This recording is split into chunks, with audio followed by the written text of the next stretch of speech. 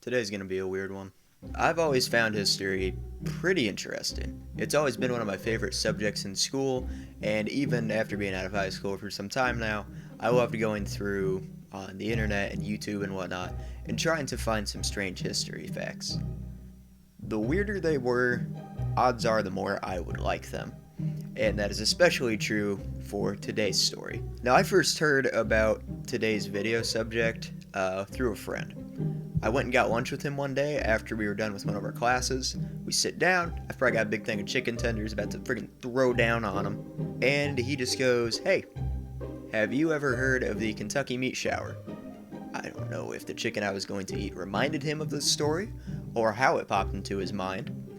But the following is what he told me, and it's strange. It's March 3rd, 1876, in Bath County, Kentucky. It is a bright, clear-skied Sunday. A farmer's wife named Mrs. Crouch is in her front yard making some soap. And while she's making this soap, enjoying the lovely weather outside, she hears a kind of wet slapping sound hit the ground in front of her. Startled by this, she looks up from her soap making and goes to investigate the object that has fallen in her yard. To her astonishment, she sees a chunk of meat about 2 inches in diameter. Now that's strange enough as is. Mrs. Crouch looks around to check where this could have came from when there's another wet slapping sound on the ground. She looks, and there's another thing of meat, followed by another, and another, and another, and before she knows it, she's caught in a meat shower. That sounds bad. So she runs inside, not wanting to get pelted by the meat raining from the sky, and watches from inside of her house as she sees meat fall from the sky as though it's precipitating meat. So after a few minutes, the meat shower ends. They immediately call people over.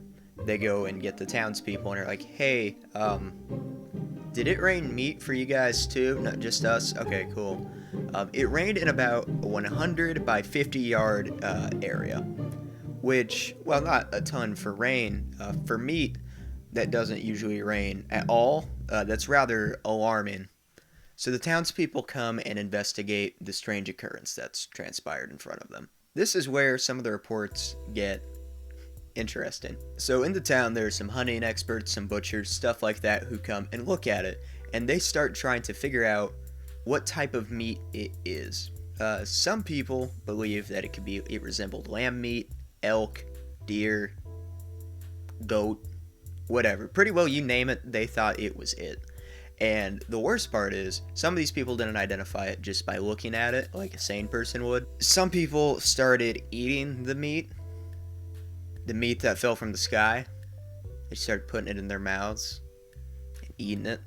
Raw, too, some of them. It's probably a bad idea. Now, many of the townspeople had this blind trust to eat the meat because they believed it to be a sign from God.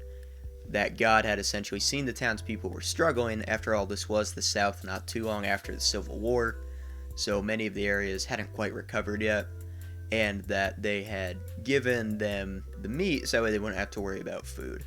The Crouches themselves even believe this to be the case, but obviously there's no proving or disproving if that's the case. This story started making the rounds, though, as some news outlets began reporting on it because it's kind of a big deal. They pretty well deemed that the Crouches couldn't have just gone around and sprinkled meat everywhere. One, they didn't have that much access to it, and sure, they could have gone hunting for it, but that seemed rather unlikely given the pure amount of it, and the fact that it wasn't that big. The biggest piece was only reported of being 4 inches by 4 inches as opposed to the 2 by 2. And not only that, but it looked as though it had hit the ground with some serious velocity, like it had rained from the sky. It wasn't just like someone had just tossed it out there. Instead, it looks like it had rained from the sky and kind of splattered when it hit the ground, which I'm sure the area just smelled terrible. In addition to the news outlets, there were several scientists that came to basically collect samples of the meat and try and figure out what it was, because the townsfolk taste test wasn't really going to cut it. It's from here that they couldn't exactly determine what it was. There are varying reports. Some say they have it narrowed down exactly, some say they're not sure. But most commonly, reports said it could be anything from a horse lung to a human infant's lung tissue, which is not, you know, not that you want to find any meat just in your front yard, but that's definitely like bottom of the list, I'd imagine. I think it's so funny that they send the meat to these scientists to do research on it. They spend all this time and effort, and then they're just like, it's meat.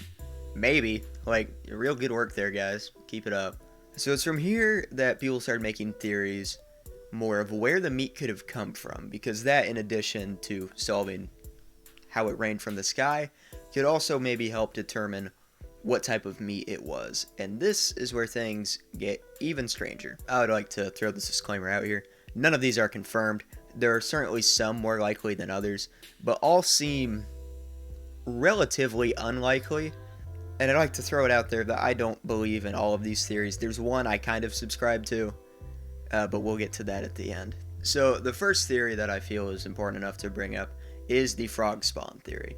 Right before Miss Crouch saw the meat fall in her yard, she felt a quick gust of wind behind her, followed by the meat falling down. This has led to some to theorize that the wind had picked up basically a bit of frog spawn from a local pond nearby, had essentially picked that frog spawn up and then carried it with it and then just dumped it on the Crouch's yard, basically.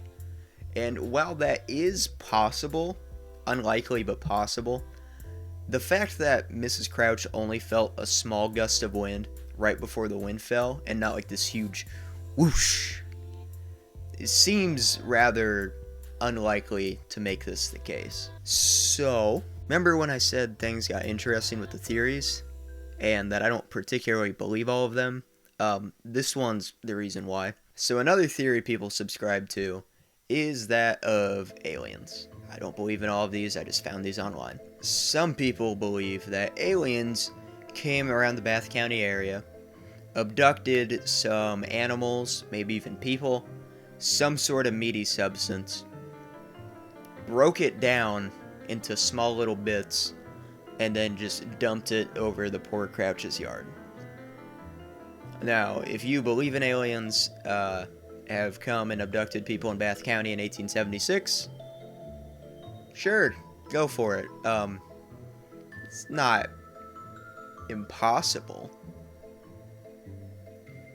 but theory number 3 is the one I believe the most, although it's still rather strange, because this wouldn't be a mystery if there was a simple solution to it. So vultures are a neat animal.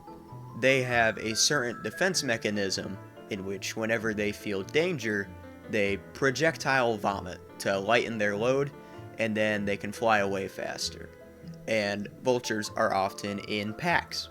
So, if one member of that pack sees another one vomit, odds are they will all detect danger and vomit as well.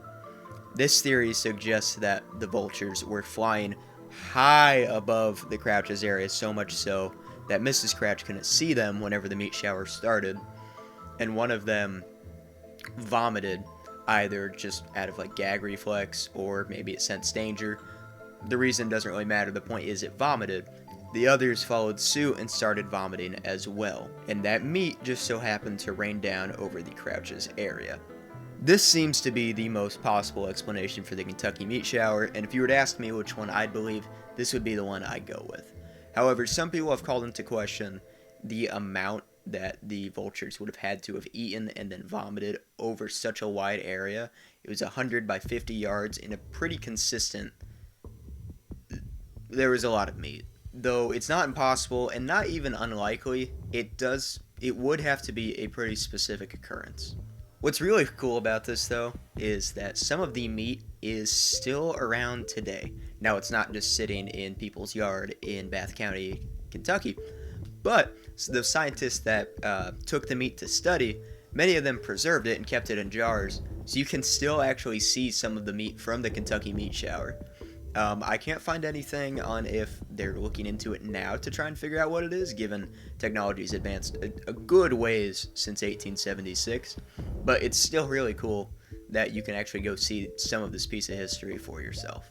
That's pretty well it for today's video. I really hope I didn't ruin anyone's lunch or dinner. Sorry. Thanks a ton for watching. I really do appreciate it. If you did like the video, feel free to like, comment, subscribe, all the usual YouTuber stuff. If you're into that weird type of videos like this, feel free to stick around because I have other videos on this channel about weird and mysterious topics, and that's what I intend to cover going forward. So thanks again, and I hope everyone has a great day.